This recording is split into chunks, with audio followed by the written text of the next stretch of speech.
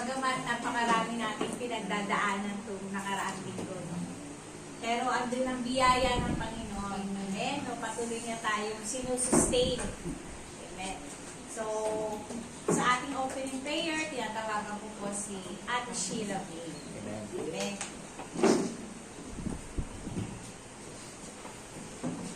Morning po. Morning.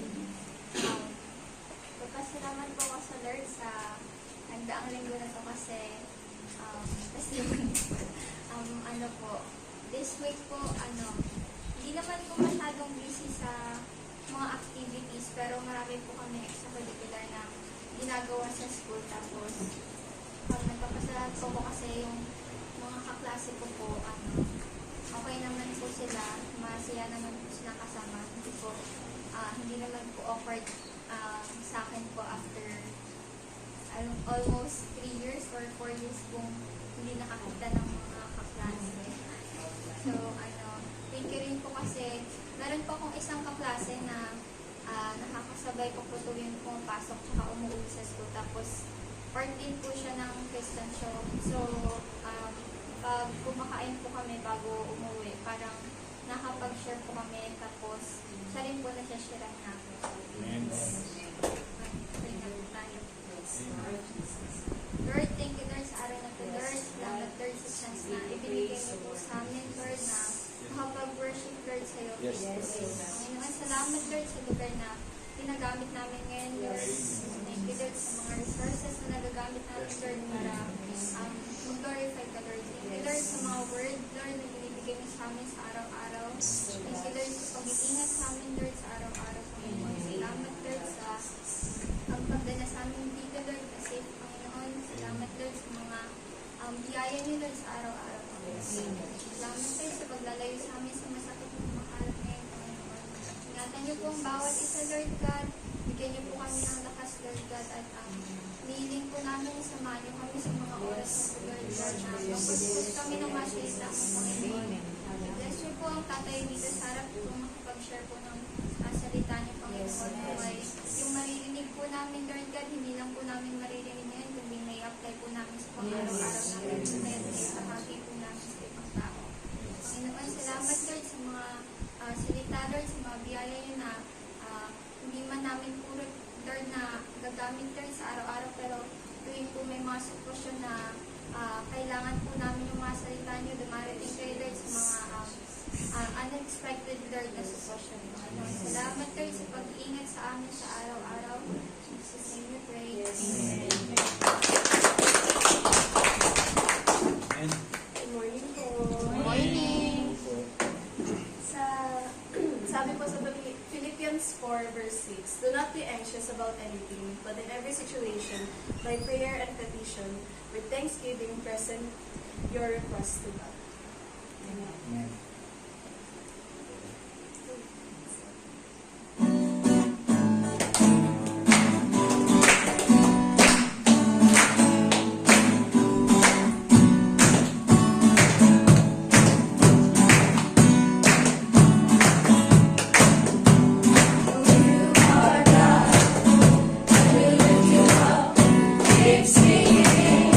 Keep praising, we won't stop. Giving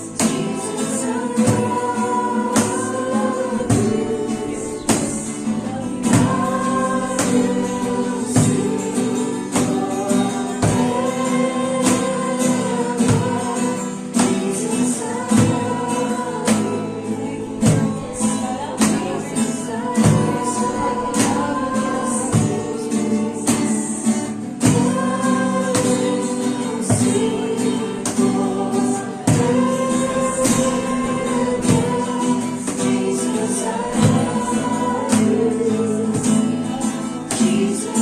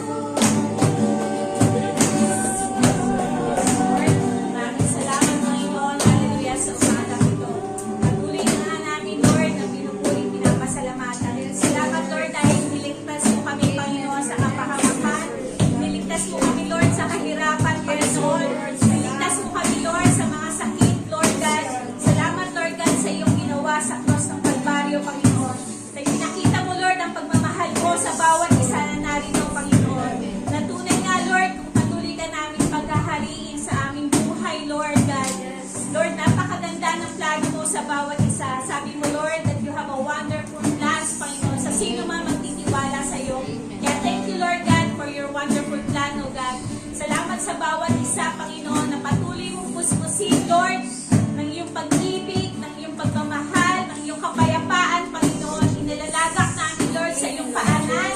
Lahat, Lord, ng alalahanin na magiging hinder, Lord God, upang hindi namin matanggap ang salita mo, Lord Jesus, sa umagang ito. We ask, Lord, for your presence, Lord, to feed us right now, Panginoon. Na lahat, Lord, na may kagibatan, Panginoon, Lord God, puspusin mo, Lord, sila ng kapayapaan na nagmumula sa iyo, Lord Jesus. Maraming salamat, O Lord. Ikaw ang dahilan kung bakit kami naririto, Panginoon. Ikaw, Lord, ang tanging dahilan, walang iba kundi, Lord. We ask, Lord, for your presence. Dahil alam po namin, God, kung ang presensya mo ang lagi namin kasama, Lord, magtatagumpay kami sa lahat ng pagsubok, magtatagumpay kami, Lord, sa lahat ng kahirapan, magtatagumpay kami, Panginoon, sa lahat ng hamon ng buhay, O God. Kaya salamat, Jesus. We thank you, Lord God. We praise you. We bring back all the glory and honor to your name only, Jesus. Hallelujah. Thank you, O God.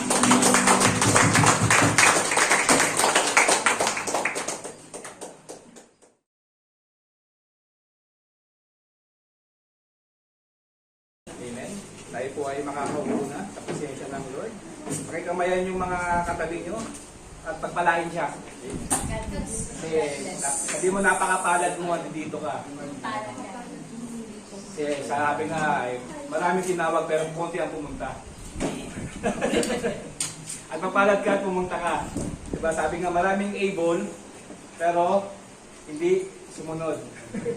Yung sa parable ng yung dalawang son, yung isa nagsabi, pupunta siya, pero hindi pumunta. Pero namang nagsabi hindi siya pupunta, pero pumunta. At morning po sa mga bagong dating. Morning, JM. Morning.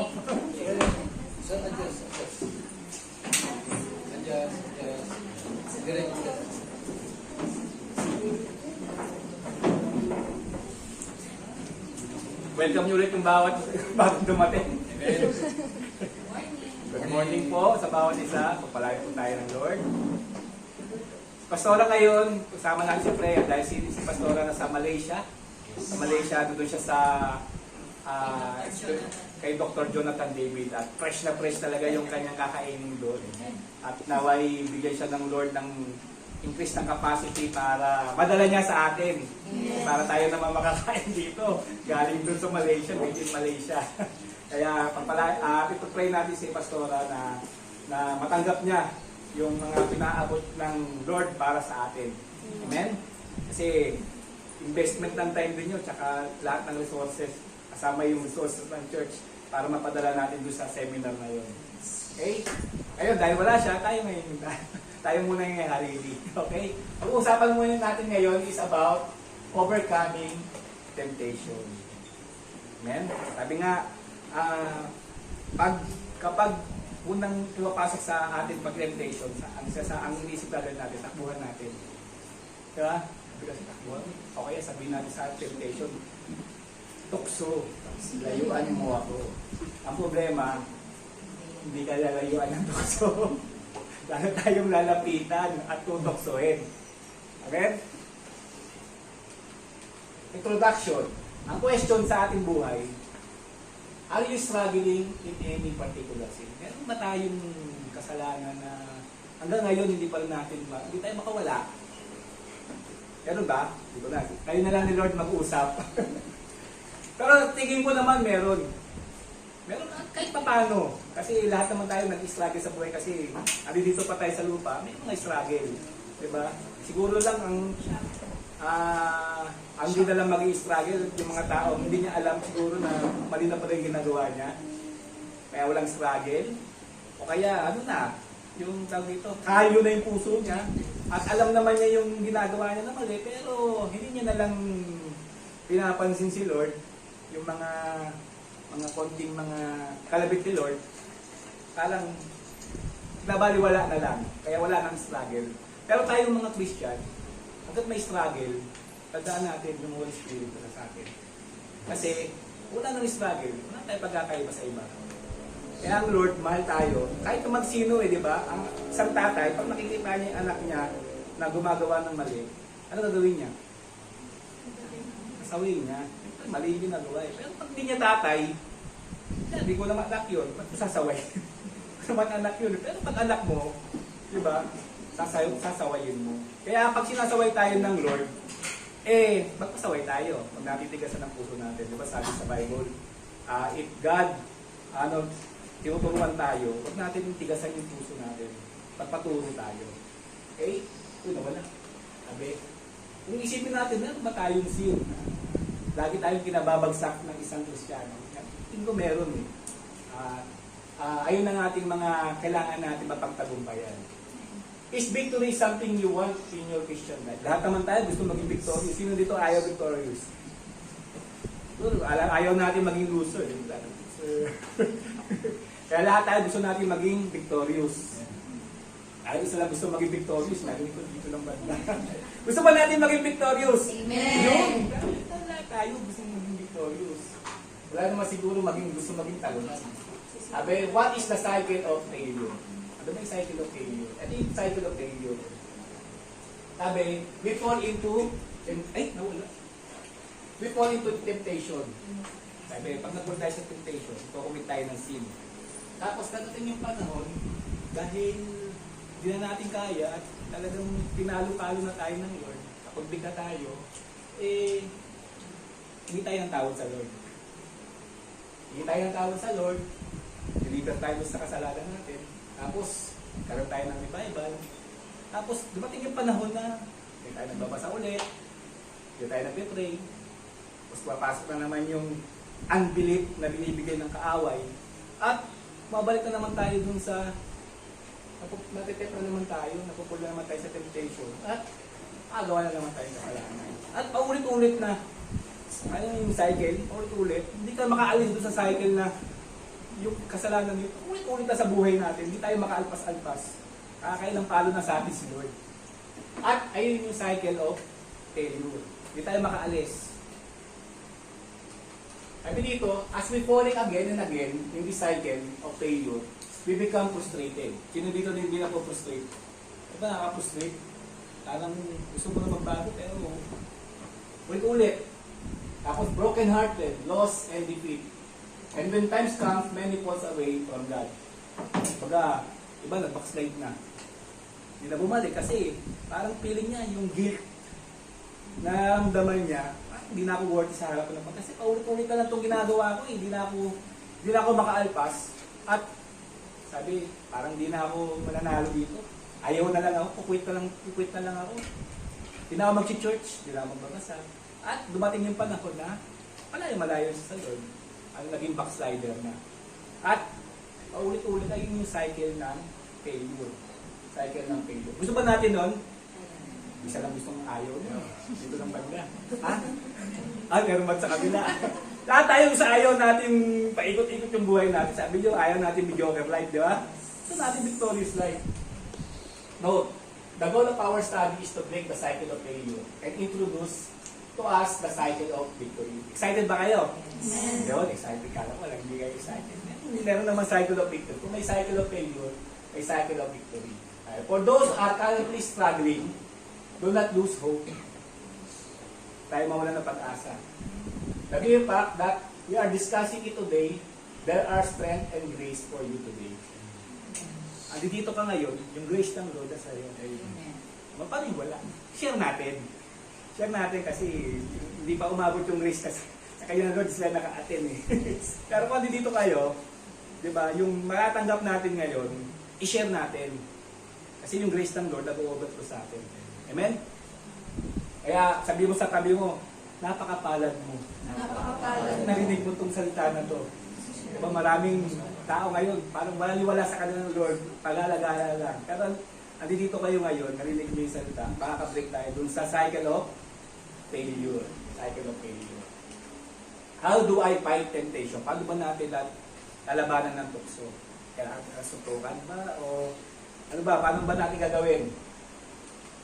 First, we must check what is temptation look like. Ano ba itsura ng temptation? The best way is to look at the Bible at in Matthew 4, verse 1 to 11. Why? Because, unang-una, ano ba yung Matthew 4, 1 to 11? Jesus was tempted by Satan himself. Si Jesus mismo Si Satanas mismo ang nag-tempt sa ating Panginoong Jesus. Sabi, what this passage is significant, the truth that Jesus is God. Totoo, siya ang ating Panginoon ay Diyos. And He could defeat Satan in one snap of.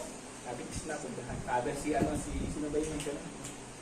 Si Thanos. Alam mo, di ba? Isang ganun niya lang, buong mundo na wipe out. Kayang-kaya ng ating Panginoong susunod, yung tinempt siya ni si Thanos. Alis! Pero, hindi niya ginawa. Di ba? Hindi niya ginawa. Bakit? Paano niya hindi ginawa yun?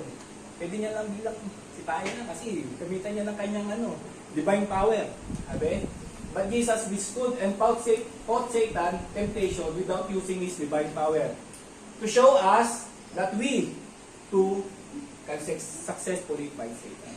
Nakita niya na kaya natin kahit, diba? Kaya ba natin? Yes. Yun, maraming sumusunod. Amen. Kahit na ating Panginoong Isus, pinakita niya as anyong servant, hindi niya ginamit ang kapangyarihan bilang Diyos, paano niya nilabanan ang temptation? Sabihin nun, kung ang pattern natin ng ating Panginoong Isus, kaya natin. Yun, dalawang sumagot. Kaya natin. Kaya natin kasi nagbigay ng pattern ng ating Panginoong Isus. Amen. Hindi, yung ginawa niya to, katawang tao siya. Hindi niya ginamit yung kanyang divine power. Abe, please note that this temptation can be described as perfect temptation. Perfect ba yung ginawa ni Satan? Perfect yan. Kasi, sabi, Satan would never use a cheap trick to Jesus because this is the perfect time to cause God Himself to stumble. Isang pagkakataon niya na to. Kasi yung pag nasa langit ang ating Panginoong Jesus, wala siyang magagawa. Di ba? Hindi niya na matitempt. Kasi ano doon yung glory ng Lord eh. Pero minsan na bumaba ang ating Panginoong Jesus dito, sa lupa. Kaya ito na yung pagkakataon niya na na-stumble ang ating Diyos, ating Panginoong Jesus. Di ba? Para niya pabagsakin. Kasi hindi niya papabagsak sa langit. Pero yung pumunta dito sa lupa, may pagkakataon siya pabagsakin. Ating Panginoong Jesus. By causing God to stumble, Satan would become one step closer to achieving his dream of being like God. Ayun ang dream naman niya eh. Isa pa lang eh. Maging katulad ng Diyos. Or if he cannot ascend to that immeasurable heights, perhaps he can bring down into his own level. Hindi niya kaya abutin yung pagiging Diyos ng Diyos. Maka-level man lang niya ang ating Panginoong Jesus dahil babagsak. Di ba? Kasi yun lang, katapat niya lang. Magkaroon na sila ng pagkapantay. Hindi niya kaya ang sa taas. Pantay sila sa baba. Kaya, yung temptation ni Satanas, yung ginamit sa ating Panginoong Jesus is perfect. Hindi basta-basta. Hindi basta-basta. The temptation of Satan is not reckless. They were incredibly strategic. Pinag-isipan. Katabi mo, pinag-isipan. Kaya pag i-attempt tayo sa Satanas, pinag-isipan niya tayo. Talagang marami na ang pag-iisip niya. Paano niya tayo mababagsakin? Hindi niya pa tayo basta-basta, bahala na, babagsak o hindi. Nag-iisipan tayo. Kaya tayo dapat maging handa sa trap ng kaaway. Sa trap ng kaaway. Sa Matthew 4:1-11, the temptation is. Pakibasa po. Then Jesus was led up by the Spirit into the wilderness to be tempted by the devil. And after fasting 40 days and 40 nights, he was hungry. And the tempter came and said to him, If you are the Son of God, command these stones to become loaves of bread. But he answered, It is written, Man shall not live by bread alone, but by every word that comes from the mouth of God. Then the devil took him to the holy city and set him on the pinnacle of the temple, and said to him, If you are the Son of God, throw yourself down, for it is written, He will command His angels concerning you, and on earth they will bear you up, lest you strike your foot against a stone. Jesus said to him, Again it is written, You shall not put the Lord your God to the test. Again the devil took him to a very high mountain and showed him all the kingdoms of the world and their glory. And he said to him, All this I will give you, if you will fall down and worship me. Then Jesus said to him, Begone, Satan, for it is written, You shall worship the Lord your God, and him only shall you serve. Then the devil left him, and behold, angels came and were ministering to him. Kumain na ba kayo? Parang padulo na padulo. Pababa eh. Kumain naman tayo. Iba hindi pa kumakain. Okay, sabi, the four components of temptation. Unang-una is timing. Pangalawa, object of desire. Pangatlo, accessibility. At pang-apat is persistence. Kaya unang-una, pag-usapan muna natin ang timing.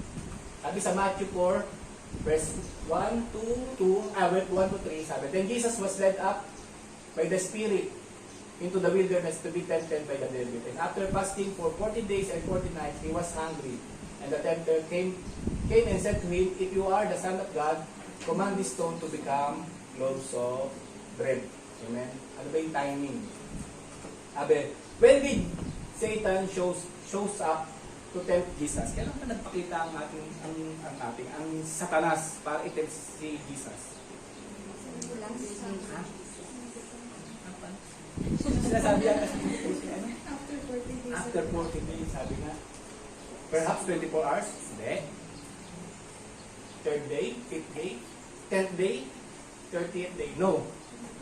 He came on the last day of fasting, the 48th day. Bakit kamo? Pagod na at gutom pa. Diba? Sabi dito, Satan is very strategic. He waited for the weakest point possible state or physical state of Jesus. He does not wait anytime but in opportune time. Sabi niya, kung di strategic si Satanas, first day pa lang, nagkita na siya, ay, gawin mong batin tubig, gawin tubig yung bato. Gawin mong tinapay yung bato. Kung sabi ni Jesus, bakit gutom na ba ako? 24 hours pa lang. Diba? Pangatlong araw pa lang, hindi pa gutom masyado yun. Pero dumating yung panahon, yung 48th day, yung pinaka-biggest point ni Jesus, doon nagpakita ang kaaway. Bakit kamo? Kasi siya ay strategic. Diba? Alam niya kung saan tayo mahina. In our Christian life, Satan will not attack on our strongest point, but he will attack you on your weakest point. And he is willing to wait your possible weakest point to have a maximum damage. Hindi siya titirada ng habang nag-church tayo. Titirada yan bago tayo mag-church. O kaya pagka-uwi. Paano yung bago mag-church? Diba? Yung anak mo ayaw gumising. Galit na galit ka na. Ha? Ano bago na siya diba? na ngayon. Diba? Kung saan yung pinaka nagmamadali ka, kaya sila babagal-bagal. Diba? Parang impis na pagdating mo makapag-worship ka, may pandala, hindi dati. Diba? Saan tumitira si Tanas? Hindi mismo habang nag-church tayo. Titirada siya kung kailan papunta na tayo o kaya pagka-uwi. Bago yung pagka-uwi, ang traffic. Biglang may sumingit pa sa'yo. Kahit church lang natin, pero diba? Diba? Kung siya titirada, yung pinakamahina natin. Titirada siya, kung hindi siya titirada na yung nagpe-pray tayo. Titirada siya kapag tapos na tayo mag-pray. Tama ba? Kasi kung yun yung panahon na alam natin na feeling natin. Kaya kasabi nga ng ating Panginoon Jesus, pray without ceasing. Huwag tayong tumitin sa panalangin kasi ang kaaway, naghihintay siya ng opportune time. Ng pagkakataon para tayo ay i-tempt. Hindi siya maghihintay kung kailan tayo malakas. At kung titirada siya, kung ano yung pinaka-weakest natin, pinakamahinang, kung saan tayo nag-struggle. Diba? Kung nag-struggle tayo sa mga bagay na pagkain, doon tayo titirada. Diba? May aaya sa yung, wait, take Ay! Uy! Kasama ako. Kakahinaan nila, inom eh. Sabi, may sakit ka na, inom ka pa rin. Sabi, ano daw, drinking is life. Diba? Kumbaga, kakakagaling na sa ospital, meron siyang maintenance, pero umiinom pa rin. Sabi ko, anong epekto ng gamot sa'yo?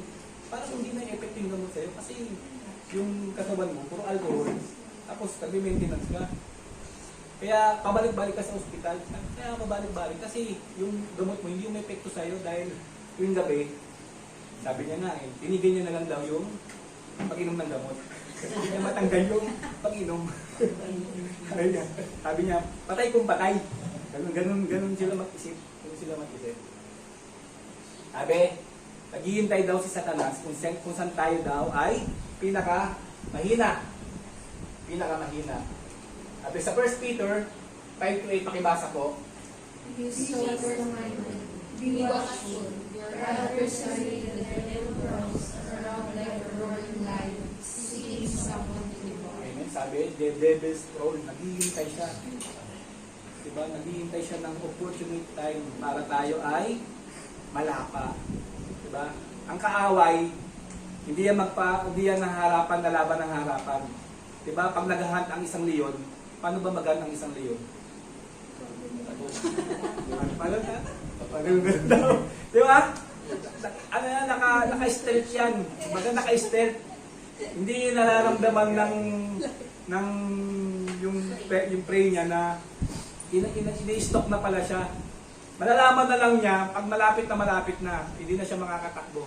Diba yung takbo niya, konti na lang. Baga, wala na, corner na siya. Ganun si Satanas. Diba? Naghihintay siya kung kailan tayo mag-isa. Wala si pastor, wala si elder.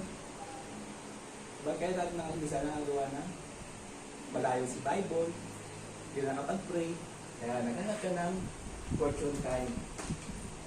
Pangalawa is object of desire. Diba yung object of desire? Satan offered three things to Jesus in verse 3. Diba? And the tempter came and said to him, if you are the Son of God, command this stone to become loaves of bread. Ano ba yung object of desire? Jesus answered, what he answered is this statement, man shall not live by bread alone, but every word that comes from the mouth of God. What Jesus rejected was acting upon desires. Ang reject niya is yung kanyang desire. Sabi, it was not the action of eating that was wrong. Hindi naman masama kumain. Masama ba kumain? Hindi po masama kumain. Lahat tayo dito, alam na, malnourished. Sabi, because Jesus ate a lot of times in Scripture. But the mindset of I will take my desire on my own hands, and if my body says I am hungry, I will eat. Sabi dito, it will fulfill his own desire. Wala namang problema kumain. Pero, iba meron siyang, yung panahon na yon, meron siyang covenant sa Lord eh. Magpapasting siya for 40 days. Diba? Meron siyang usapan sila ni Lord na itong panahon na to, hindi siya kakain para sa kanyang ministry. At, pakita natin doon, hindi yung pagkain ng problema, kundi i-break niya yung covenant ng Lord na meron silang usapan na magpapasting. E nagpapasting pa ba dito? Intermittent fasting. Keto diet. 60 hours. Ano yung 3 hours fasting. Merienda tsaka yung tanghalian lang yung pagitan. Para walang Sabi, interestingly, both an Old and New Testament begin with the temptation of food. The desire that knowing God, good and evil, that caused the first man to sin. Sabi nga yung pagkain, hindi naman mali. Yung desire mo. Diba? Yung desire. Ay hindi nyo pinantapat niya kay Eva at Adam at sila ay bumagsak. Diba? Sa pagkain pa rin.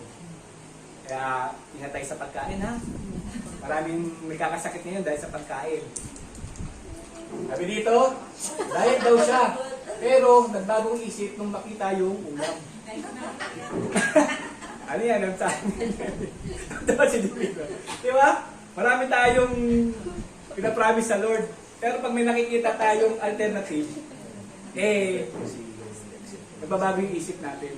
Sabi nga, hindi naman problema yung pagkain eh. Pero yung sinet mo para sa sarili mo, ayun yung problema. Binibreak natin yung sineset natin sa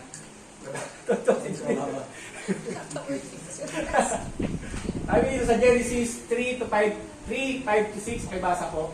For God knows that when you eat of it, your eyes will be opened, and you will be like God, knowing good and evil. So when the woman saw that the tree was good for food, and that it was a delight to the eyes, and that the tree was to be desired to make one wise, she took of its fruit and ate, and she also gave some to her husband who was with her, and he ate. Amen. Ang nakita natin kung bakit bumagsak si Eva at Adan, yung desire niya to make wise. Gusto niya kasing maging matalino. At ang problema, hindi naman problema yung maging matalino, pero yung pagsuway sa Lord ang naging problema, yung rebellion sa Lord. Sabi, Eve, look at the fruit and forgot God's will, and took matters in her own hands, and live a life that focused on fulfilling her own desires. 1 John 2:6, for all that is in the world, the desires of the flesh, and the desires of the eyes, and the pride of life, is not from the Father, but is from the world. So when Jesus said no to the first temptation, it rejected a life that refused to submit to God's will. He rejected to focus on fulfilling his own desires. Yung pag-focus niya sa kanyang desire, i-reject niya yun. As a Christian, we must pursue the will of God so we will know the desires, His desires for us. Many of our desires are not the desires of God for us. We must discern what is being revealed through them. Sabi, mayroon tayo kanya-kanyang desire. Pero paano mo natin malalaman kung ito nga ba yung desire ng Lord? Diba yung malaking tanong eh. Ito bang binibigay sa akin ng Lord? Desire niya rin ba ito? Paano natin malalaman? Maraming sumagot. Ha? Sa Bible daw? Nakala-align sa Bible? Amen? Unang-una, kung ano may bibigay niya sa atin, hindi tayo mag-glorify. Ang mag-glorify yung atin natin sa langit. At pangalawa, hindi ito makakapaglayo sa atin sa Lord, kundi lalo makakapaglapit sa atin sa Lord. Amen ba? Yes. Amen. Kung ito yung bagay na to ay makakapaglayo sa iyo sa Lord at hindi nag-glorify ang Lord, malamang hindi yun yung desire ng Lord. Desire mo lang yun. Kaya every time na merong dumadating sa atin, sabi, i-discern natin. Ito ba yung kalooban ng Lord? Ito ba yung desire na para sa akin ng Lord? Sa ating trabaho.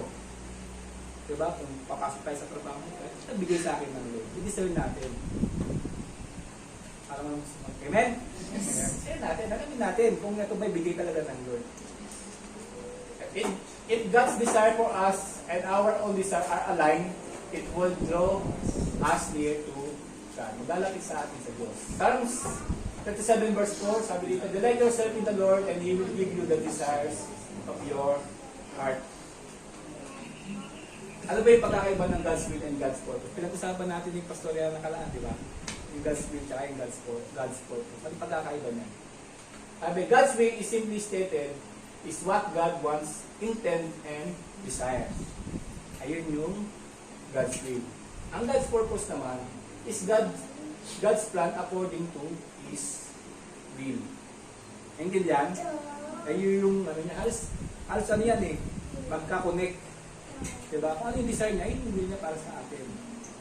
Yung plano niya para sa atin. Sa Romans 8:28, for He know that for those who love Him, who love God, all things are work together for good to those who are called according to His purpose. Accessibility. Una kanina, timing. Pangalawa, object of desire. Pangatlo is accessibility. Sabi, what is the good point of temptation if you cannot actually get it? Ano ba yung kabutihan?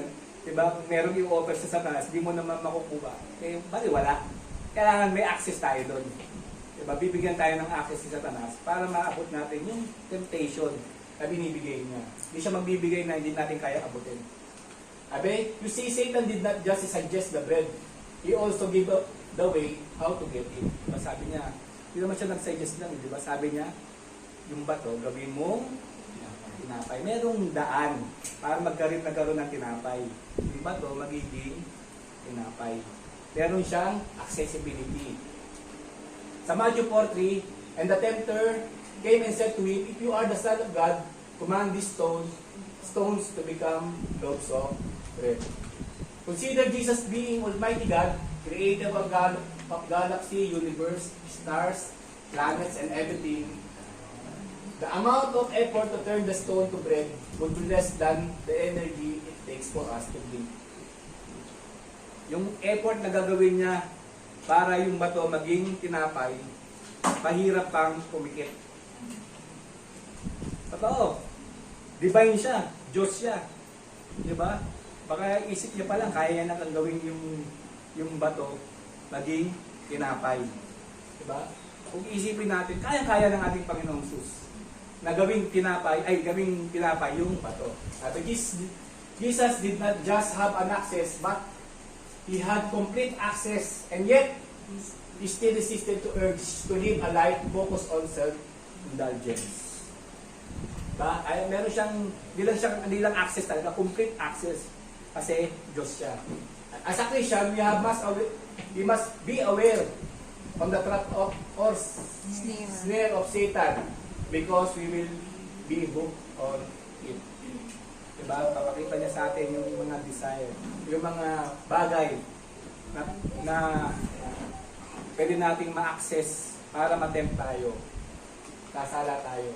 Pang-apat is persistent. We see here that Jesus was tempted by Satan not just twice, but a total of 3 times. At totoo lang talaga, pagkatapos nung umalis si Satan, di ba sabi doon sa Biblia, humanap pa rin siya ng pagkakataon. Di ba habang nasa ministry, Jesus, nag-tempt pa rin siya. Di lang sinulat, pero sabi sa Biblia, ando doon pa rin yung Satanas na lagi siyang i-tempt. Hindi lang yan, ito lang yung major kasi. Pero yung mga tempting sa kanya na Satanas, ando doon sa buong ministry niya. Hindi pa rin siya nilubayan ni Satanas. Kaya si Satanas ay persistent. No temptation is complete without a backup plan. Kailangan daw may backup plan. Some spiritual fights consist of attack upon attack until we let our guards down. Let down our guards. Diba minsan nakakaranas kayo ng pagsubok? Di pa nga natapos yung isa, meron na naman. Diba? Kumbaga, nagpipray ka pala, meron ka na naman nasi-save. Diba parang si Job, natandaan si Job. Diba? Kararating pa lang nung isang servant niya, nagde-report pa lang, may tumatakbo na kagad. Kung sino sisigaw. Diba? Halos, di pa tapos huminga, meron na naman susunod. Ganun umatake sa Satanas. Yung matutureti ka, mawawalan ka ng tamang pag-iisip, kumbaga mawawala ka sa focus. Hindi niya hayaan na makapag-settle ka. Ang kaaway ba, hintay, ay teka lang ha, isa lang, kawawa naman si Dilin. Isa lang. Hindi. Si Satanas, kung tumirada yan, sunod-sunod. Hindi pa natatapos yung isa, bibirahin ka na kagad ng pangalawa, pangatlo, pang-apat. Hanggang ikaw ay mainis na, pa-prostrate na, manghina, at doon, titirahin ka pa rin. Kala mo okay ka pa rin, nakadapa ka na, hindi, sisipa-sipahin ka pa rin sa Satanas. Diba? Kung pwede lang bagsakan ka ng bato, babagsakan ka pa rin ng bato. Talagang hihintayin niya na talagang madown ka. Ganun si Satanas. Hindi siya merciful. Ang Diyos lang ang merciful. Satanas, siya? Wala siyang mercy. Lalo na sa mga anak ng Lord. Ito ba yun? Wala nang sumagot. Satan created a well-thought plan of temptation that he felt comfortable enough to use it against God. And Satan used the same method on us. Paano ginawa niya ito sa ating Panginoong Jesus? Ano din siya, pattern din siya. Eh, din gagawin niya sa atin. Kaso nga lang, ang kagandahan, aware na tayo dahil ang ating Panginoong Jesus, sinabi niya na, pinakita niya na kung ano yung mga eskema ng kaaway. Paano niya tayo bibirahin? At paano niya ito napanalunan? Paano niya ito napanalunan? Remember, Satan waits for us to reach in a place of weakness. He wait after our church. He wait for an hour, days, weeks, months, or perhaps years. He waits until we are frustrated or bored and depressed, exhausted, and stressed out. Naghihintay lang siya. Naghihintay siya nang ikaw ay pinakamahina. Hintay siya nang ikaw ay may sakit, may problema. Hinihintay niya yung pagkakataon na yun. At pag dumating yung pagkakataon na yun at hindi ka handa, lalapain tayo sa Satanas. Wala siyang mercy. Hindi siya maaawa sa atin. Gusto niya na ini-insult ang anak ng Lord. Amen? Kaya, kailangan tayong lumaban. Patayin tayo lumaban. Abe? And then, He put something in front of us, something wrong, and He will give us pleasure to fulfill our own desire. And He then gives us as an access to get it. And if we are able to say no, He will continue to present us something that will get us to bite the bait. See that Satan doing this not just years ago, but since the creation of man. But simula pa, mula pa kayo Eva at Adan, ayun na yung kanyang ginagawa. The tempter. So our Lord Jesus in flesh gave us a pattern how to overcome the temptation. Paano ba natin ma-overcome the temptation? Nakita na natin ngayon kung paano gumalaw si Satanas. Una, timing. Pangalawa, concept of desire. Pangatlo, accessibility. Pang-apat is persistent. Okay, paano naman natin laban? Now let us discuss mali pa English ko. Let us discuss the cycle of victory, a plan that will lead us to victory. Let's see the perfect response of Jesus when He was tempted by Satan. What is perfect? What is perfect? Pero dapat tinagalog ko ka lang. Ano ba yung response niya? Ano yung perfect na response ng ating Panginoong Jesus? Tagalog na lang. Sabi niya, ito ang kanyang response. Grow in your love in God's Word. Ayan yung kanyang perfect response. Ano ba yung grow in your love in God's Word? This is the key in winning against temptation. If we fully grasp on it, we will have victory. Dahil daw pinanghawakan natin daw ito. Yung sagot ng ating Panginoong Jesus. Kakaroon daw tayo ng sure victory. And then 5 components of victory against temptation. Una, grow in your dependence in God's Word, of God's Word. Paano daw tayo dumepende sa salita ng Lord? Okay, remember what our Lord Jesus response in Satan's temptation? Sa Matthew 4. At di ba, 4 na sagot niya, tuwing tempt siya, unang sagot niya is, it is written. It is written. Nilagyan mo ng bold. Man shall not live by bread alone, but in every word that comes from the mouth of God. Pangalawang sagot niya, ulit, verse 7, again, it is written, you shall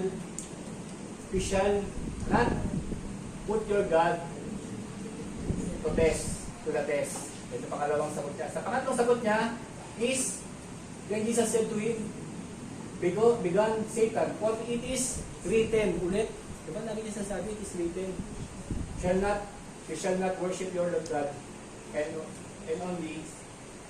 only shall you serve. Amen? Sa tatlong sagot ng ating Panginoong Isus, nakadepende siya sa salita ng Lord. Kasi ang sagot niya lagi, it is written. Alam niyo ba kung saan niya kinuha yan? Sabi niya, ay, mali pala tanong ko. Did you know that Jesus' 3 responses were all in the book of Deuteronomy? Alam niyo ba yun? Kasi sa sa Hudyo, wala silang mga verse-verse. Pag tinignan mo yung Torah nila, dire-diretso. Alam nyo ba yon? Walang mga number-number. Malalaman lang nila yung ano na yon, yung verse na yon. Parang meron silang unang babasahin na word. Pag nakuha na nila yon, alam na nila kung anong book yon. Wala silang verse, kaya lang naglagay ng verse para hindi tayo malito eh.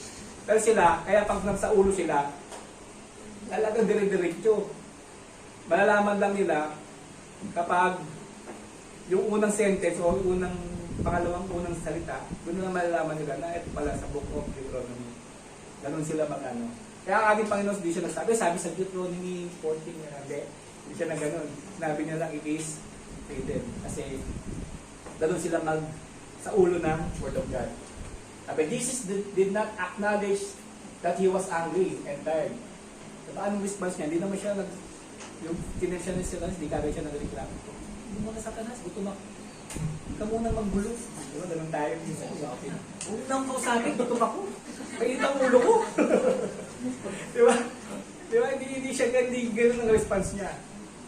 Sabi, Jesus did not respond in just the justification of why it will be okay to eat. Parang, Satanas, sige na nga, kakin mo, gutom na. Friend ko, 40 days na ako, okay na kumain, 40 days na ako, break na ako. Diba? Hindi naman siya ganun ang response niya. At sabi niya, Jesus did not discuss it to Satan, nor he ignored the temptation. Hindi na nila pinag-usapan. Diba? Kasi minsan tayo, uy, magkada mo sa Satanas. Ano ba yung mapagawa mo? Ano ba yung tip mo sa akin? Turo mo naman sa akin. Hindi.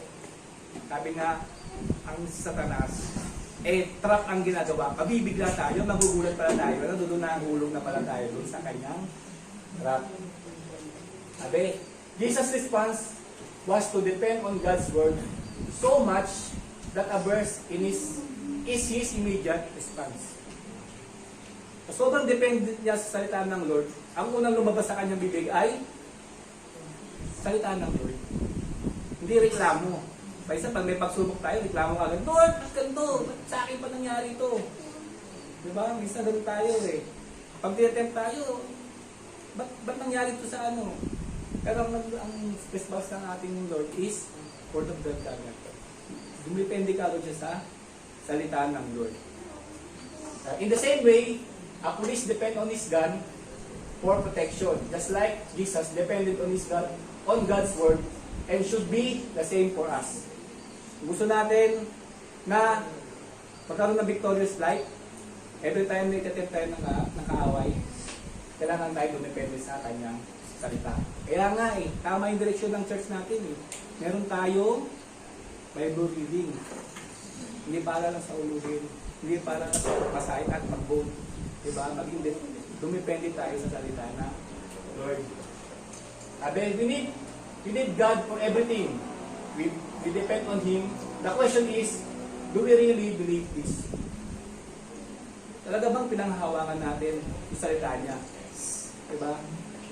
Sabi nga sa isang kriminal, para mahusgahan siya, kailangan mo ipasa sa kanya yung ano yung mali niya, ano ba yung law na nilabag niya. Doon pa lang, malalaman niya, mali yung ginawa niya.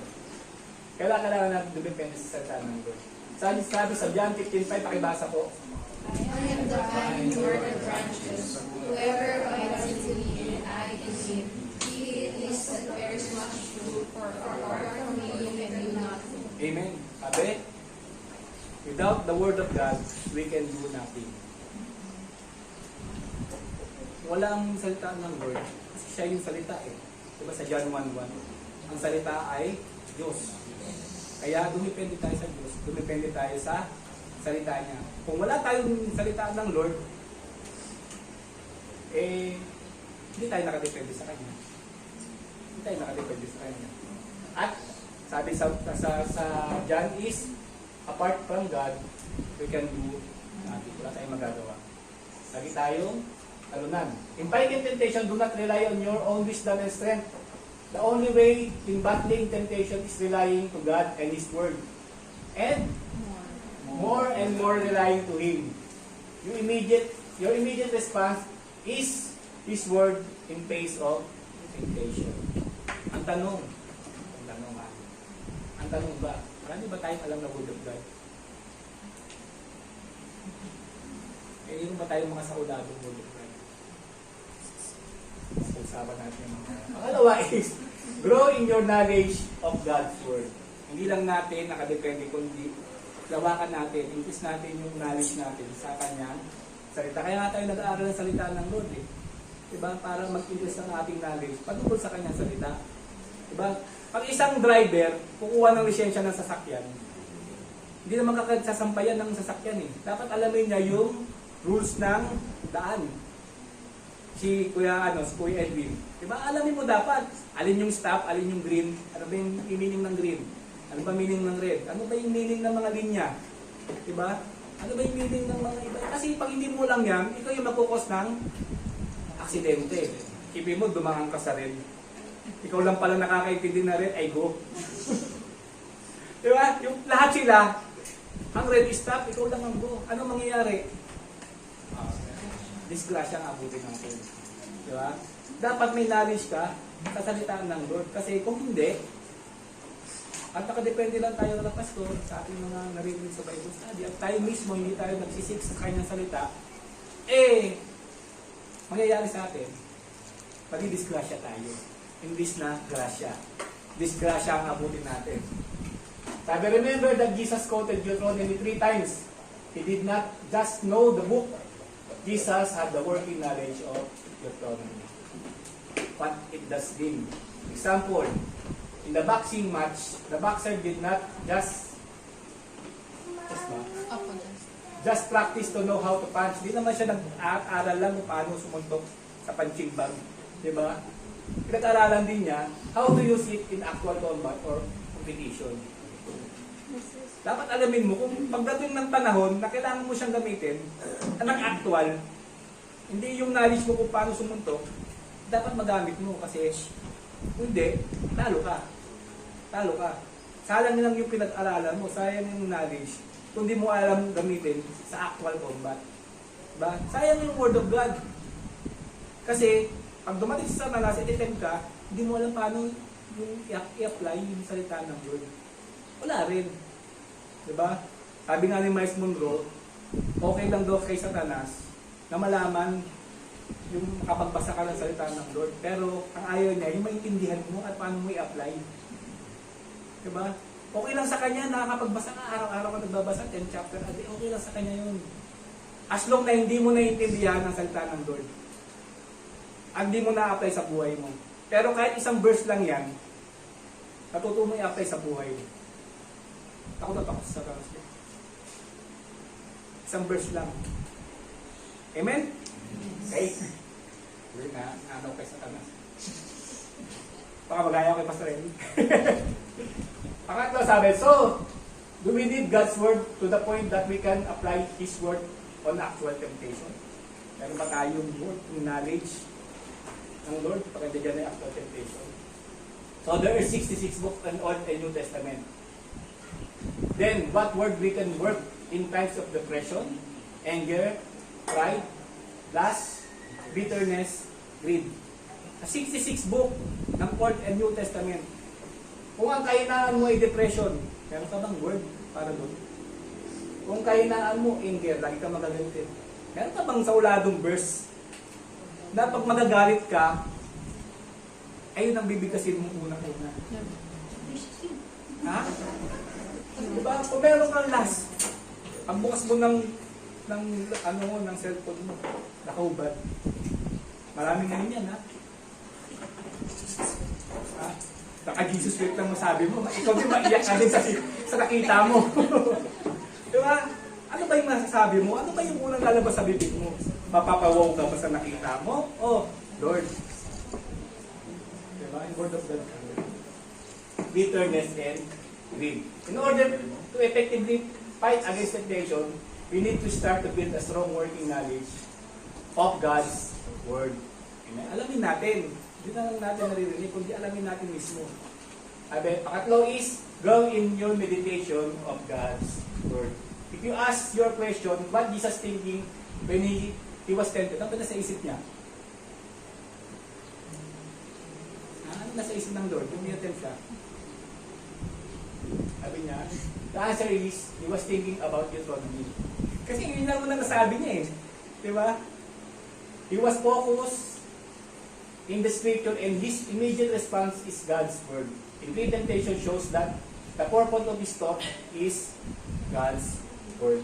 So, that thoughts dwell upon you when you work. Pag tayo magkatrabaho, ano dun ba yung salita ng Lord sa atin? When you are tired, ay dun ba rin sa isip natin? When you are worried, pag nag-worry ba tayo, ano ba nasa forefront ng ating kaisipan? O puro worry na rin? Natatakpan na rin ng problema. What do you allow your mind to think about? Ano ba yung nasa isip natin? Ano ba yung na-allow natin? Salita ba ng Lord? O mas malaki pa yung worry sa atin? Amen. 2 Corinthians 10:4-5, pakibasa po. For the weapons of our warfare are not of the flesh, but have divine power to destroy strongholds. We destroy arguments and every lofty opinion raised against the knowledge of God, and take every thought captive to obey Christ. Amen. Sabi, walang weapon ng kaaway na makakatalo sa atin kung ang knowledge ng Lord, kung pagsalita niya na sa atin. Agree ba kayo doon? Amen. Diba? Walang makakatalo sa atin. So, when we read the Bible, not just reading it, but meditate on it. Think about the learnings and truths and how to practically apply. Hindi lang natin alamin. Diba? Isipin natin, paano natin ma-apply? Paano ba natin malalakaran yung kanyang salita? I-meditate natin. Meditate natin. Kasi hindi lang, pag hindi natin na-apply, head knowledge lang ang mangyayari sa ating natutunan. Kailangan ma-apply natin sa buhay natin. Ang apat is, grow in your recollection of God's word. Paano natin maaalala? Recollect, hindi alalahanin. The only response we hear on Jesus in all attempts to take him down was recollection of God's word. In the armor of God in Ephesians, the only offensive weapon that God gave is sword of the Spirit. Tama ba? Which is the word of God. Sa lahat ng armor of God, di ba, yung dress, breastplate of life, righteousness, helmet of salvation. Isa lang opensa. Lahat yung iba, depensa. Ang sword of the Spirit lang. Ay yung ang word of God. Mahirap manalo na walang sa isang battle na walang sword, puro armor lang. Diba? Sugod ka, lahat ng kalaban mo, may pana, ikaw. Hindi ako natanggan yan. Patay ka dyan. Sabi, the Greek word for word is called rema. The word rema is something spoken. The word of God is the spoken word of God. This brings us the truth that every temptation, there is a counterverse.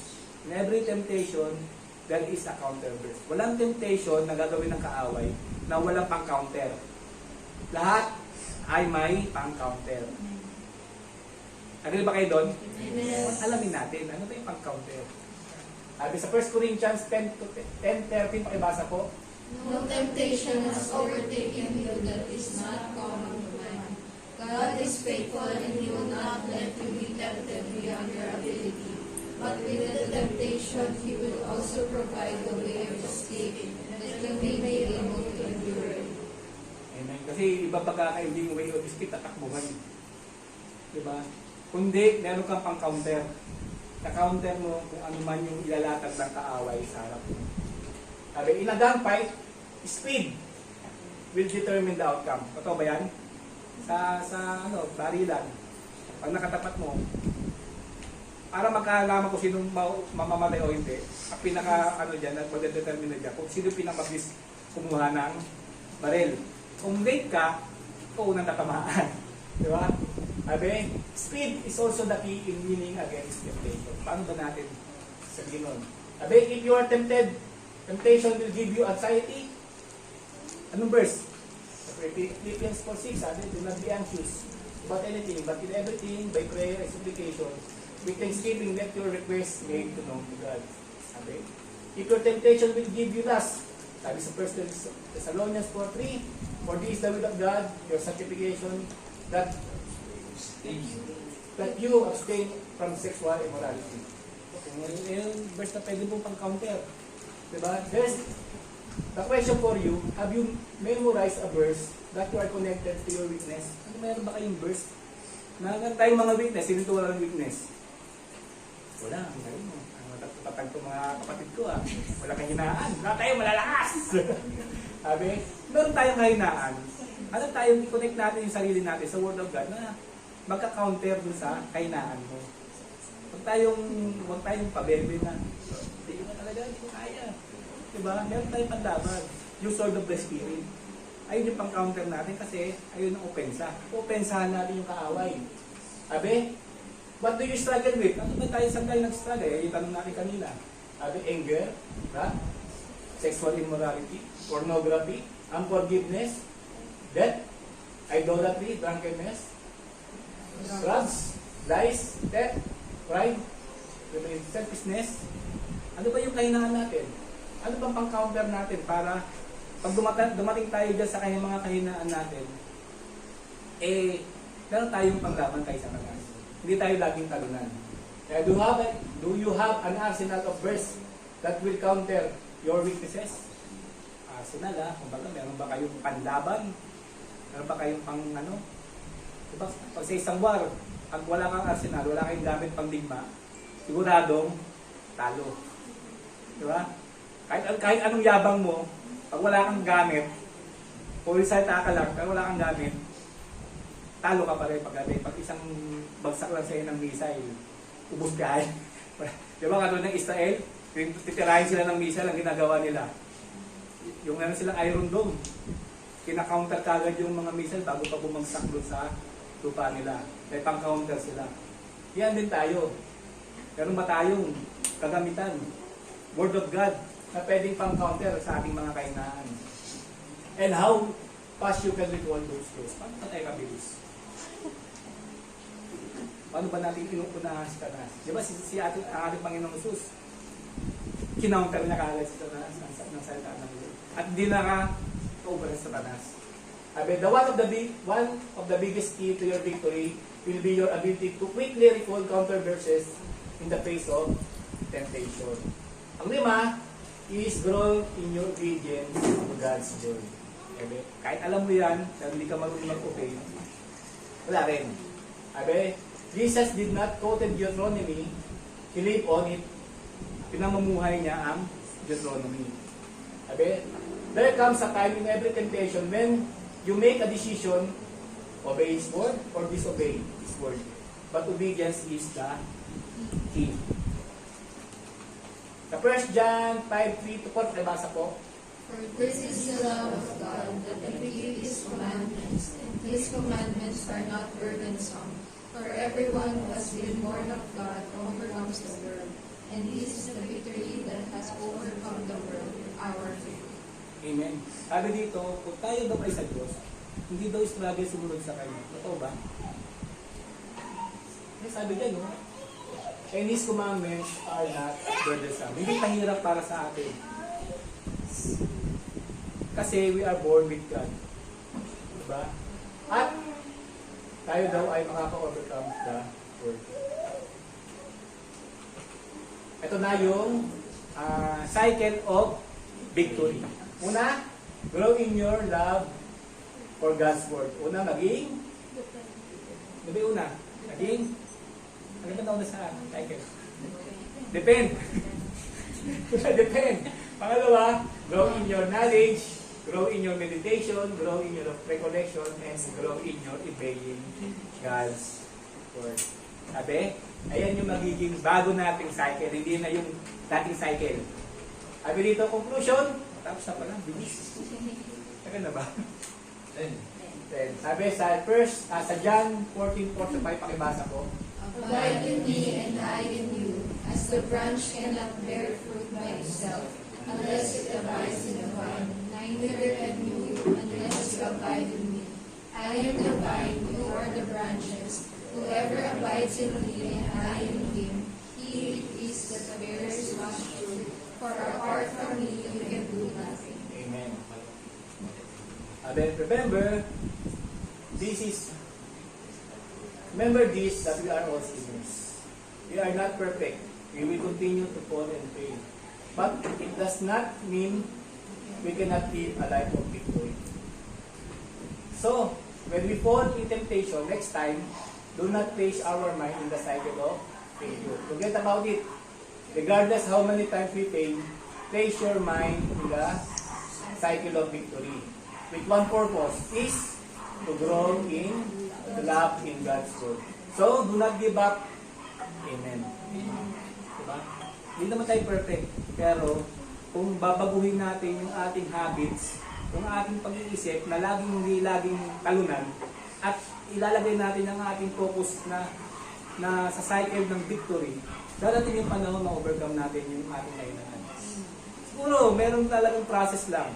Meron siguro sa atin na naging victorious ka agad sa isang struggle. Pero meron mga talagang mahabang proseso. Pero tandaan natin, sabi, do not lose hope. Diba? Andyan yung grace ng Lord. Andyan yung grace ng Lord. Amen? God bless us. Tayo po tumayo at manalangin. Hallelujah. Lord, maraming salamat po Panginoon sa iyong mga salita. At naniniwala kami, Lord, na sinabi mo yung salita dahil ayaw mo, Lord, ang iyong mga anak maging talunan, Panginoon. At kung ano man, Lord, na pinagdadaanan namin struggle ngayon, Panginoon, unang-una, Lord, pinagsisisihan namin ito, Panginoon. At Lord, bigyan mo kami, Lord, ng kalakasan, Panginoon. At salamat, Lord, sa iyong mga salita na pwede namin gamitin upang sa susunod na i-attempt kami ng kaaway ay hindi makakapanig ang kaaway. Maraming salamat, Lord, sa bawat isa. At kung ano man struggle namin ngayon, Panginoon, maraming salamat, Lord, sa freedom, Panginoon. Maraming salamat, Lord, sa kaligtasan, Panginoon. At naniniluhod kami, Lord, na yung grace mo, Panginoon, na ibinigay sa amin, Lord, upang malakaran namin, Lord, ang iyong pinapalakad sa amin, Panginoon. At maraming salamat, Lord, sa iyong grace na yan, Panginoon. Maraming salamat, Lord, sa bawat isa, Lord, sa mga kapatid ko ito, Lord, na nakapakinig, Lord, ng salita, Panginoon. Naway, hindi lang namin ito, Lord, nakapinggan, Panginoon, kundi malakaran namin yung salita. At hindi lang namin may lakaran, Lord, kundi may share din namin ito, Lord, sa mga tao, Lord, na nag-struggle, Lord, sa kanilang mga buhay, Panginoon. At gamitin mo kami, Panginoon, upang maging daluyan, Lord, ng iyong kaligtasan, Lord, sa mga tao, Lord, na papahamak, Panginoon. Bless mo, Lord, ang bawat isa. Ikaw po mag-glorify ka, Lord, sa buhay namin, sa aming pamilya, sa aming negosyo, Lord.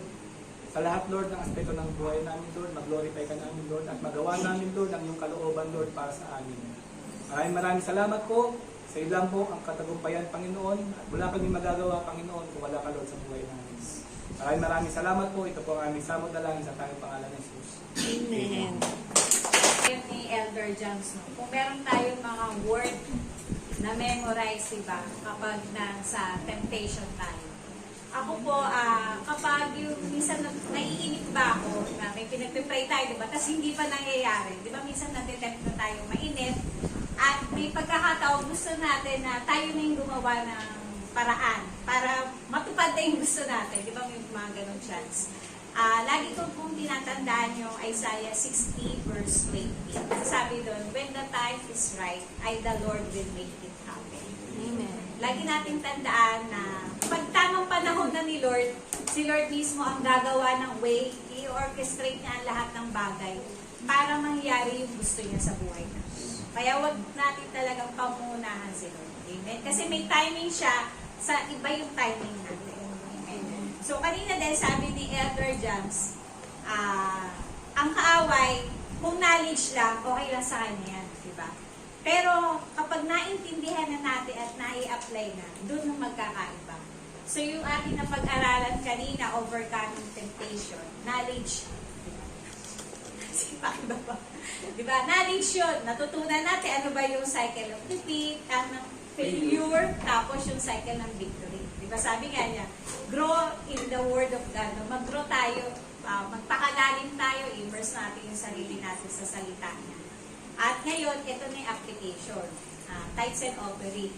Meron pa po bang natitempt na wag natin i-release yung ating giving? Diba? Minsan kasi timing, yung pagtanggap mo ng sweldo mo, Maraming tapos, gastos. oo, yung due Fitness. date, si due date, sunod-sunod yan, sa tubig, meralco, bayarin sa school. No, maganda, yung timing niya, gawa natin ang paraan, di ba, para wag na tayo matempt. So, anong pwede natin gawin? pagkuha natin ng ating mga sweldo, alisin na kagad natin yung pang tithes and offering. Para kapag yung natira, doon na tayo magbabudget. Huwag natin yung magbabudget, andun pa yung tithes and offering. Kasi may tendency talaga nakaka-tempt na doon tayo magbawas eh. Sino po ba dito yung ganon? Diba? Minsan ako rin, matitempt tayo na gawin yun. Pero paalala ng Lord kasi, sabi diba ng John 10:10, Satan comes to steal. So, ninanakawan niya tayo. Sa anong paraan tayo ninanakawan ni Satan? Na-bless tayo ni Lord. Kasi every time na nire-release natin yung ating tithes and offering, pinapakita natin sa Lord yung pagiging obedient natin. At yung obedience natin, sabi nga, yun yung susi para pagpalain tayo. Kaya huwag natin po hahayaan na tayo po ay nakawan ng kaaway sa hindi natin pagsunod sa Panginoon. Amen? So, continue na manalangin tayo, humingi talaga tayo ng biyaya sa Lord. Humingi tayo sa Kanya ng wisdom, paano ba mag-budget, tama, na hindi natin magagawa yung para sa tithes and offering. Amen? So, let us pray. So, Panginoon, maraming salamat po sa umagang ito. Salamat, Lord, sa truth na ibinigay mo sa amin, Lord, that we can overcome, Panginoon, any temptation na meron kami because of the grace, Lord, na nagmumula sa iyo. Salamat sa mga salita mo na nagpapalakas sa amin, Panginoon, na nagbibigay sa amin, Lord, ng secure victory, Panginoon. Every time we follow, Panginoon, ang salita mo, andun, O God, ang victory na nagmumula sa iyo, Lord. Patuloy namin dalangin, Lord, ang aming tithes and offering. Huwag mo hayaan, Lord, na makita kami na hindi namin ito na i-release. But Lord, we ask for your grace, we ask for your wisdom, Panginoon, upang ma-release namin to with a joyful heart, Panginoon. Dahil sabi mo nga, Lord, you will bless, Lord God, ang sino bang nagiging obedient sa iyong mga salita. Kaya pagpalain mo ang bawat nagtatrabaho, ang bawat negosyo, Panginoon, at patuloy na ino-honor ka namin, Lord, sa lahat ng resources namin. Because, Lord, we believe that everything that we have, Panginoon, comes from you. Kaya ikaw ang magpala, Panginoon, ng lahat na matatagpuan ng aming mga kamay na gagawin, Lord Jesus. Kaya thank you so much, Lord, sa bawat isa, Lord God, na nagbibigay, Panginoon, sa iyong gawain, O God. At gawin mo ito, Lord, upang anuman, Lord, yung aming mga plano para sa iyong iglesia, O God, magamit namin ito, Lord, ng masalaping ito, O God, para sa advancement of your kingdom. Thank you so much. This is our prayer in Jesus' name. Amen.